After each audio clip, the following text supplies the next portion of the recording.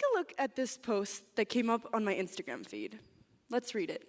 Buy a picture, save children.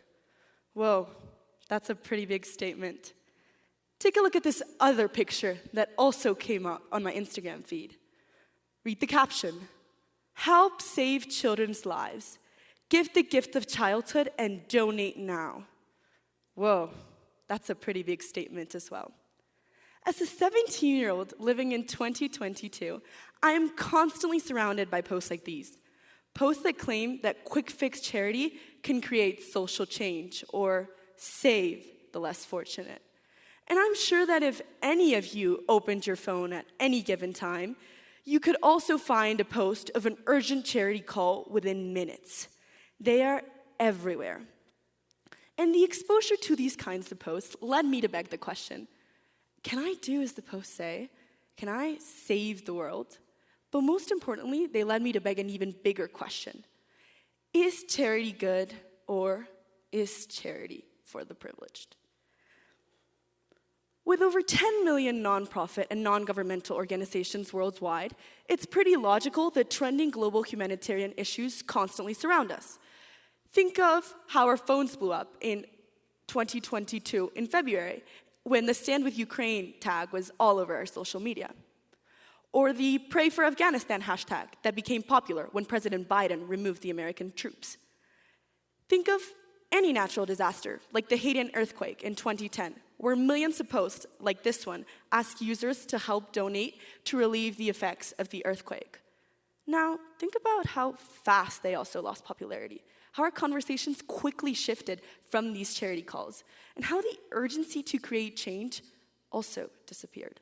So why is it that social movements gain so many numbers, and how can we effectively assist the cause at hand? Well, social movements gain many numbers because of the humanistic emotional need to become heroes that lives in all of us. As humans, we like to be the protagonist. We like to feel like we're saviors.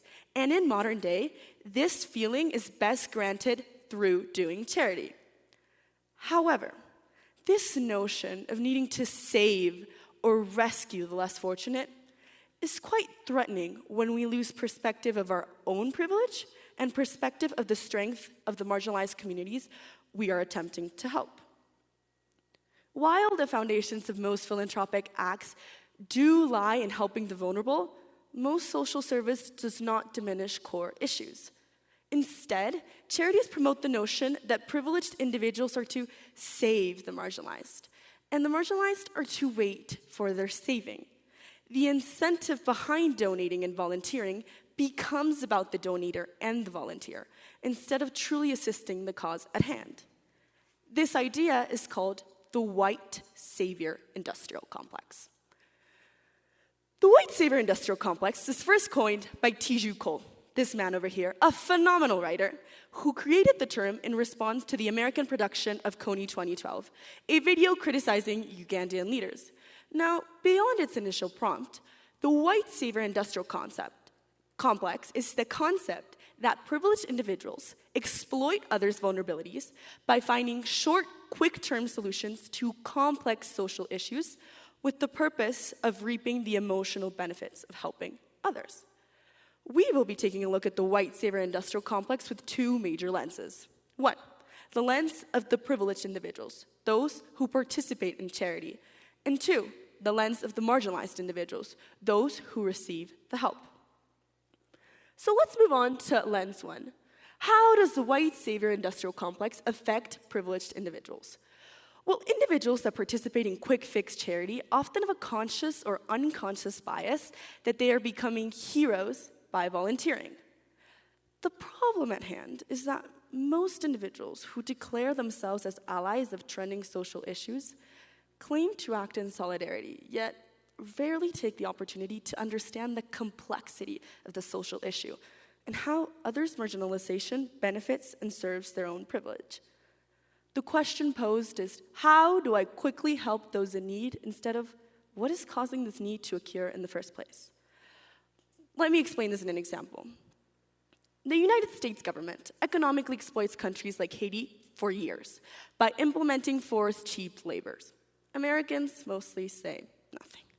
Then, When Haiti is faced with a massive earthquake, like in 2010 or in 2022, Americans are quick to post about sending prayers. Some even take the time to donate $10.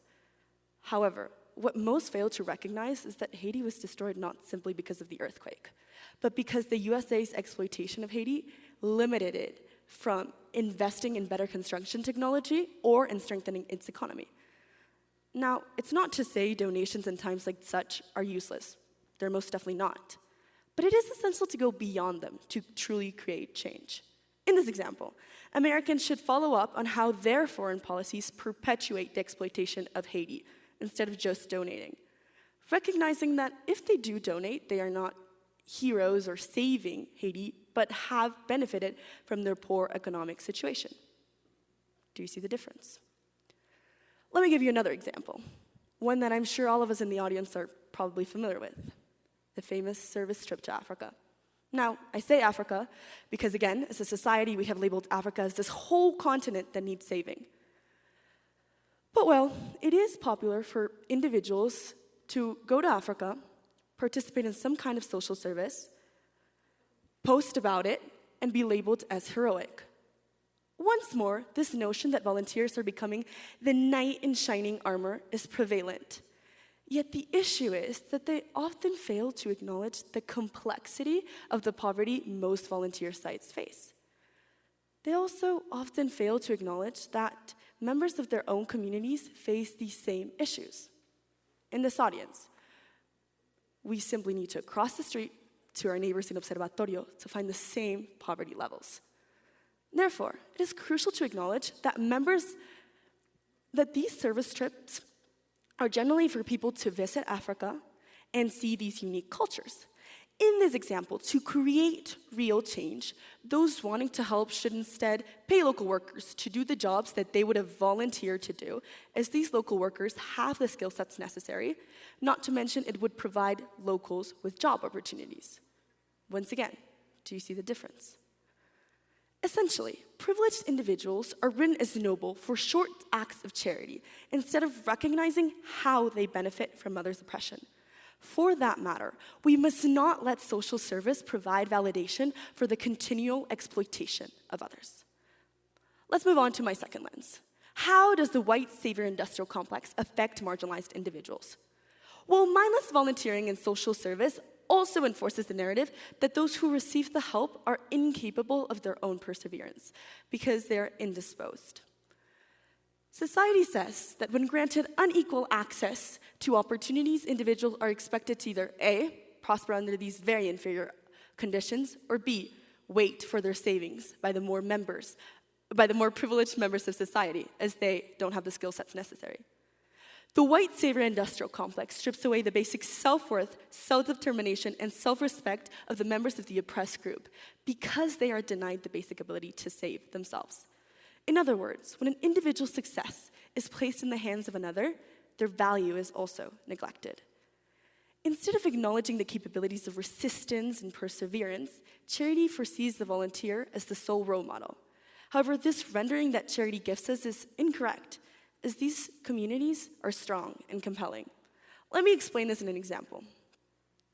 Think about August 2022 and the Afghanistan situation. The media focused on how countries and individuals in the Western Hemisphere donated to help assist, instead of also giving exposure to the brave Afghans who themselves actively fought for their own country and had been actively fighting for years prior. Let me give you another example, one that I'm sure all of us in the audience are probably familiar with as well. There are popular foundations that seek volunteers to build houses all around Mexico.